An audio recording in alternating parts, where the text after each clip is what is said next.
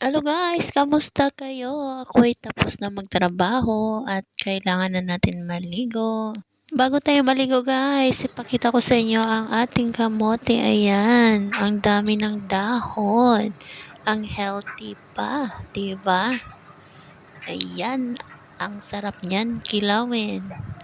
Ayan guys, at mabilis lang tayo maligo. Ayan, tapos na tayo maligo. Hindi na pala tayo nag-dryer dyan guys kasi gabi na. Natutulog na yung mga bata.